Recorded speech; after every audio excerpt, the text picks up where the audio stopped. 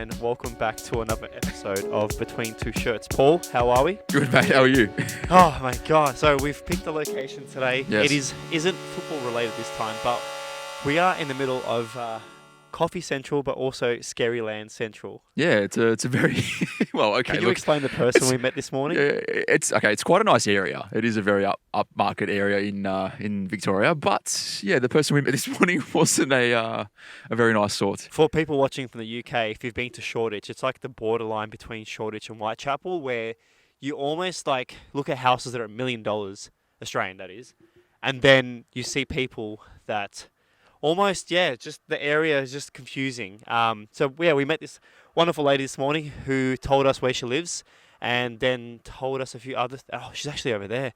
She might make an appearance today, so hopefully we say hello to her in today's episode. It's pretty scary to say that. Yeah. Today's episode will be about everything football and nothing football. But I think we wanted to chat about a few little things. But I think we'll start off by saying that Manchester is red. I'm really happy to say that. Yes, great win. Obviously, huge match because the City were looking to escape from the rest of the top six. And I think now this is going to kind of bring them back a little bit, which is great. There's a few points between them, and I'm worried that we won't actually catch up to them. I think I think we ended their winning streak. I think it was 21 games in all competitions. Yeah, it was huge. It was great. Like, look, hey, credit to City. I think they've flown under the radar for a long period of time this year. Yeah, and I think they've only come to sort of like the limelight in the last month or so. We probably have to watch that episode where we predicted the table. I think I said United will finish 5th. Yeah, I had Chelsea winning the league, and that was not going to happen. Chelsea winning the league. That's definitely not. Lampard's already gone, so everything's changed for us there.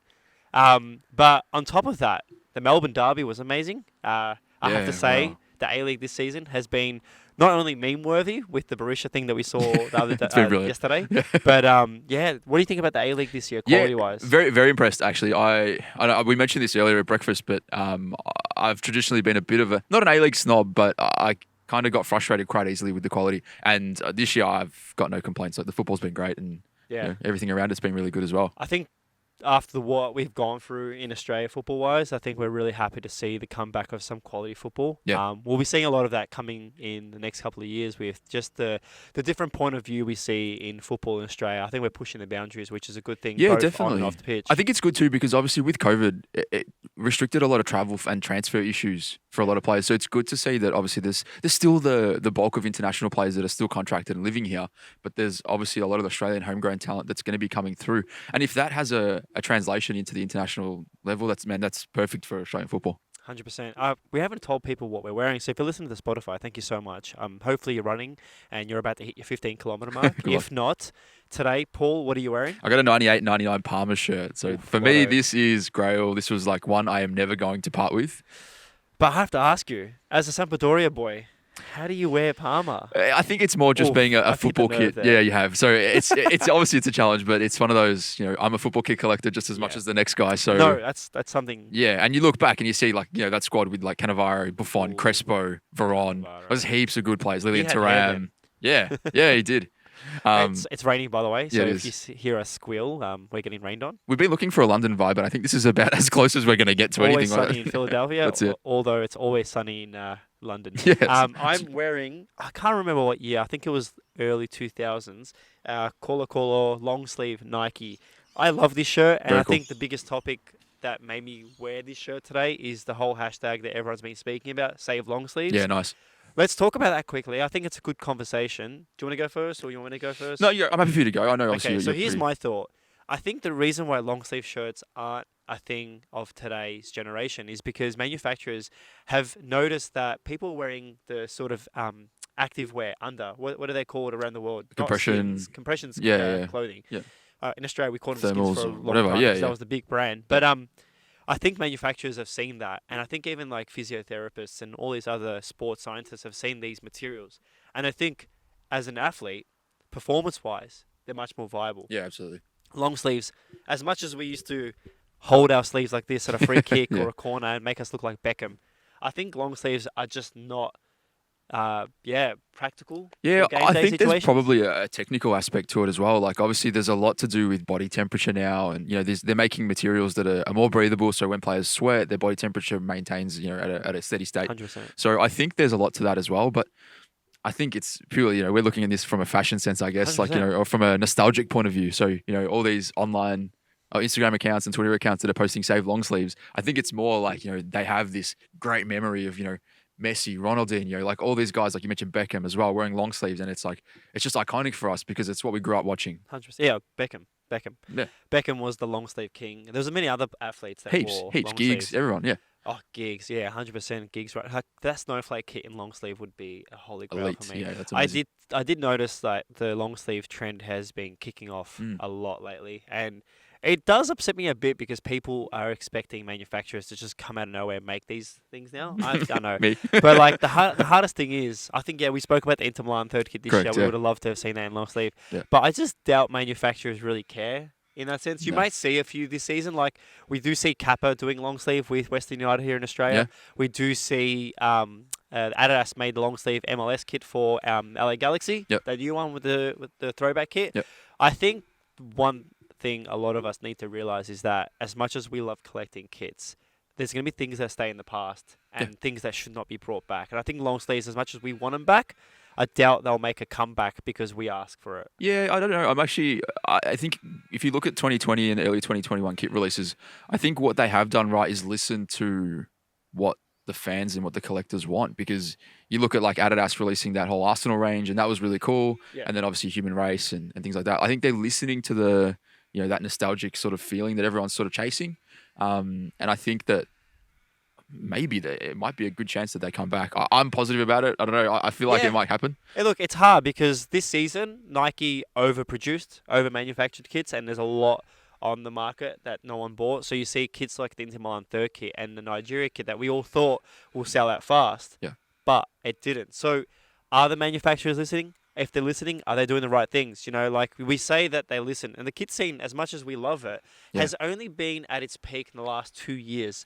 Completely agree. I think even before that, a lot of us sort of earlier kit collectors really didn't have a voice because I think when it comes to power in the number or number of power numbers, power numbers. Yeah. I think now as a kit community, we've grown to a point where we have a valid say. But before, it was maybe a few measly comments on Twitter. It's a minority, really. It's just the ambulance behind us. Look, we were a minority before, whereas now, I can't say a minority because I think previously it was always get the new, the new kit's out, let's get the new kit. And it's been that for years. And then now I think we're at a point where, having that kit from 1980s, 84 or whatever is incredible. So I think that's where this sort of has that link. Yeah. Look, the manufacturer is doing amazing things. We do see a lot of amazing kits coming out. Nike's done well with collars, with sleeves and everything sort of details. Adidas has done well this season. Last season, they kind of let me down a bit.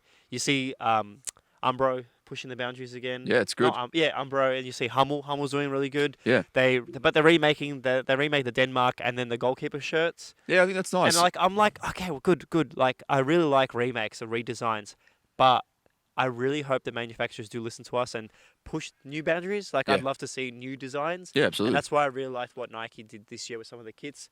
But long sleeves, as much as I love them, I doubt they'll be back because of the sort of just the waste material, Yeah, that's fair enough. Hopefully, look, even if it's limited or release player version only, I'd be happy with that. I'd happily go and buy a long sleeve. There's a lot of kits I'd love in long sleeve. I think I've looked at a lot online at the moment. I really love this one. There's a few that I have in long sleeve. I think one of the Dortmund kits I have is long sleeve and one of my favorites. But I barely wear them because to me, again, it's hard to wear long sleeves because I wear double denim, and to have a long sleeve under a jacket is just so annoying. Bunches up under the butt. Literally, you almost feel like a bit of a character. Also, the lady's approaching. It's impending. I don't know if you can hear her. She's making some very strange noises. Okay, so you guys might be able to hear this. If we change scene after this, she's attacked us. And if the episode ends here, please call our wives. Talking about wives, I have to give a quick shout out to my wife for being a superhero. I'm a father now. Congratulations. Hence why I've got a bit of a nasally voice. Been trying to help her as best as I can, but the late nights have literally put me down. I'm so weathered. Excuse the pun. You've done well to be here this morning. I know it's an early morning start for you as well. So. Oh, no, look, early mornings are fine. She's fast approaching. She is fast approaching. Scared. This is very concerning, guys. This is really scary. We don't know what to do, but we're going to keep going. So I'm hoping she doesn't introduce. No thanks, sorry. Sorry.